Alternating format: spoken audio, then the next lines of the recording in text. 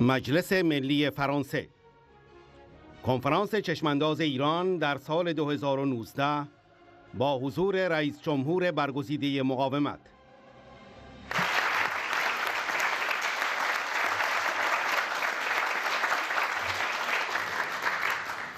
Chère Madame Radjavi, chers amis ici en vos qualités et titres, nouveau comité parlementaire reformé en début de cette législature a fait un chemin assez conséquent, ma foi.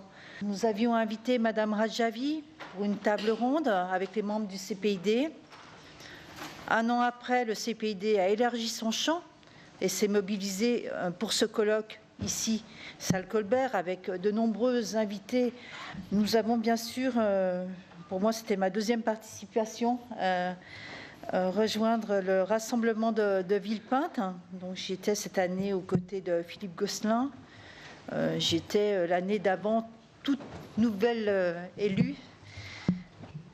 Donc aux côtés de plusieurs dizaines de parlementaires venus de l'Union européenne, des USA, du Canada, de l'Australie, des pays arabes. Voilà, c'est le lieu pour voir qu'effectivement, derrière le CNRI, il y a un soutien national à cette solution qui nous est proposée. Donc, je vous invite à nouveau tous et toutes être présents aux côtés de Madame Radjavi l'année pour soutenir ce mouvement.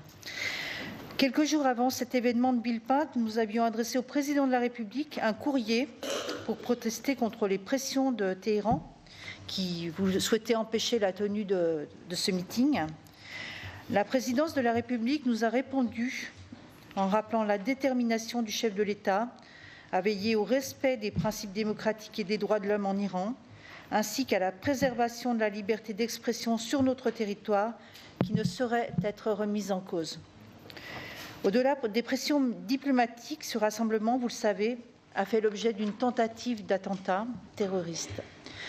Un régime qui ne peut pas tolérer une manifestation pacifique à des milliers de kilomètres de ses frontières n'est bien évidemment pas démocratique. J'ai également rencontré Madame Mariam Radjavi en tête-à-tête à Auvers-sur-Oise. Cet échange a été l'occasion notamment de prendre la mesure de l'organisation du CNRI. Le combat qui est le sien, qui est le leur depuis 1981, vise à instaurer une république démocratique, pluraliste et laïque en Iran. Le CNRI ne vise pas à s'accaparer le pouvoir, mais bien à rendre le pouvoir au peuple iranien. C'est pourquoi il s'est structuré afin de pouvoir former, dès la chute du régime, un gouvernement provisoire sur une période de 6 mois maximum, afin de former une Assemblée nationale constituante et législative par des élections au suffrage universel, direct et secret. Le CPID a choisi de se mettre aux côtés du peuple iranien, des femmes victimes de discrimination misogyne, des jeunes opprimés, des oppositions qui voient leurs droits démocratiques réprimés, bref, de défendre les valeurs républicaines et les principes fondamentaux des droits humains. Contrairement à d'autres qui tendent à réduire la problématique iranienne à l'accord sur le nucléaire et le commerce avec l'Iran des mollahs, nous pensons que l'impératif démocratique doit prédominer dans nos échanges avec l'Iran. Les procès inéquitables, les actes de torture et les exécutions, les discriminations et les restrictions de liberté ne sont plus acceptables. En 2019, nous poursuivrons nos actions avec encore plus de détermination et de vigueur. Nous espérons que cette année sera riche en changements pour l'Iran et que les Iraniens verront leurs droits enfin reconnus. Je compte sur vous tous, parlementaires, et vous tous en vos qualités et titres, sur votre engagement pour faire entendre dans le débat public français les souffrances du peuple iranien. Je vous remercie.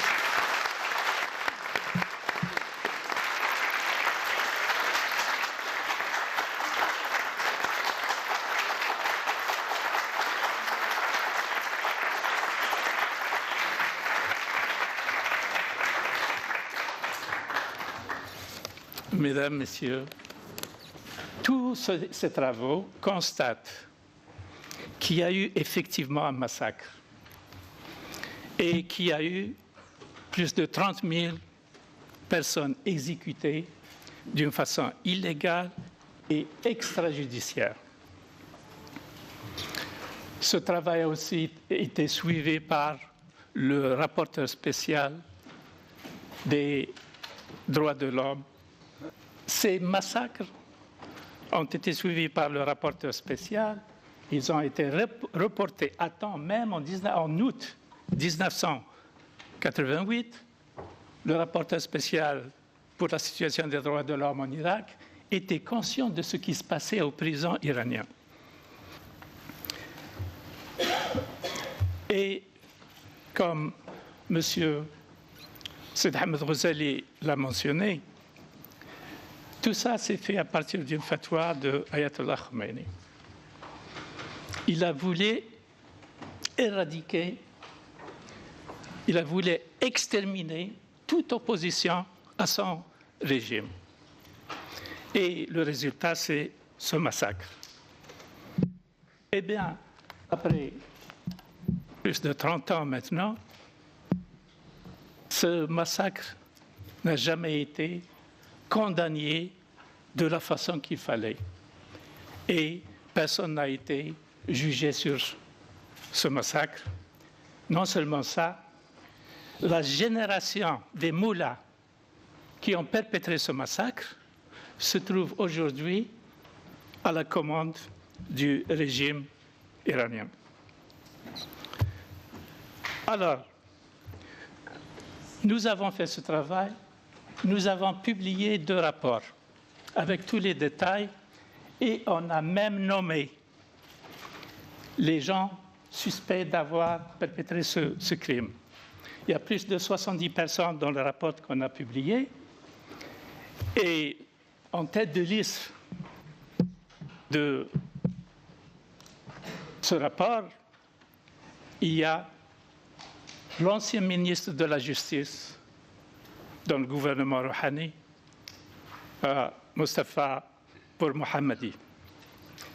Et il y a aussi même un candidat à la présidence iranienne en 2017, Ibrahim Raisi. Tous ces gens-là, c'est une génération qui a massacré le peuple iranien.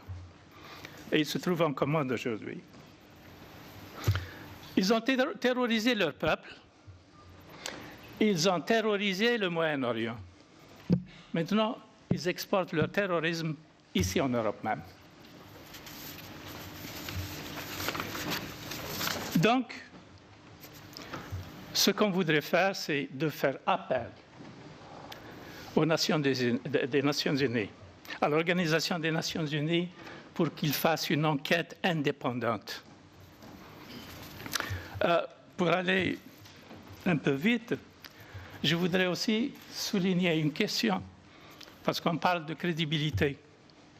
La question d'essayer de diaboliser les anciens résidents du camp d'Ashraf et les membres du Conseil de la Révolution iranienne, aussi l'OMPI.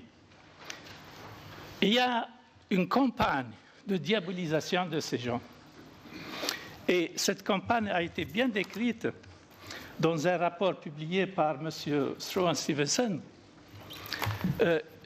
qui démontre combien certains médias, je dirais bien certains médias européens, qui font essayer de mettre tout sur le dos des moudjahidines et les décrire comme encore des terroristes. Mais en fait, vous vous souvenez quand ils étaient à Ashraf, ils les accusaient de garder un certain armement au camp d'Ashraf. Et puis, le camp d'Ashraf a été évacué. Il a été scanné par aussi bien les gardiens de la Révolution que par l'armée irakienne. Ils ont cherché partout, même souterrain, ils ont enterré tous les... Et finalement, ils n'ont jamais trouvé d'armement. Alors, ces médias qui aujourd'hui accusent l'OMPI d'être une organisation terroriste, je leur demande qu'ils nous présentent et qu'ils présentent aux Ashrafiens leurs excuses. Je veux aussi saisir cette occasion, Madame, pour faire un appel aux honorables membres de cette auguste Assemblée, qu'ils nous joignent et qu'ils joignent les appels qui demandent aux Nations Unies de faire une enquête indépendante, une enquête sur les 30 000 massacrés dans les prisons des prisonniers politiques en Iran. Une enquête doit avoir lieu et le support des parlementaires français certainement pourra faire aboutir cette demande. Je vous remercie.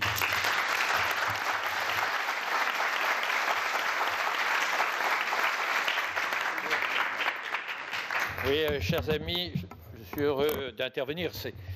Je suis presque un habitué de la maison, un ancien combattant. Je suis né avant la dernière guerre, comme je le dis souvent, sur la ligne de démarcation.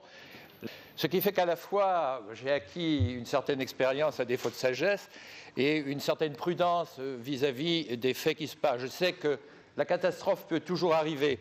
Et quand je vois la situation de pays sympathiques comme l'Iran, des pays qui ont tout pour être heureux, un beau territoire, une belle histoire, un territoire riche, une culture, etc., et qui arrivent à faire leur malheur pendant une grande durée, je me rends compte que le bonheur n'est pas inscrit dans les faits et qu'il faut se battre constamment. C'est pour ça que je reste attaché à ce mouvement-ci, parce qu'il réalise quelque chose qui est intéressant, bien entendu, pour l'Iran, c'est le principal, mais aussi pour mon pays. Il faut que l'Europe, avec le Royaume-Uni et avec beaucoup d'autres pays, ait une politique cohérente à l'égard de l'Iran.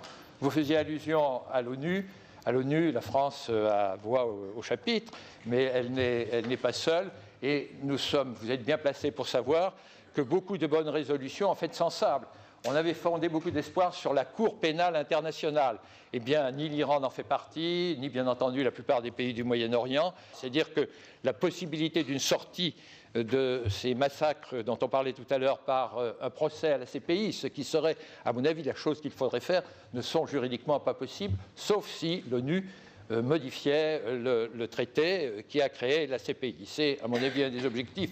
Les gens de bonne volonté à travers le monde sachent que c'est une piste qu'il faut faire.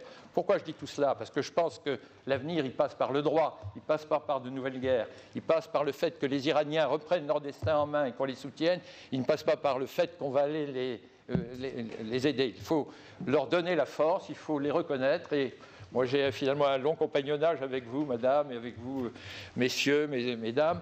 Je vous ai peu à peu connu, j'en terminerai par là. J'ai écouté vraiment avec beaucoup d'émotion, madame la présidente, votre programme réduit vraiment à ce qu'il doit être martelé. Ce que vous proposez, c'est le régime idéal.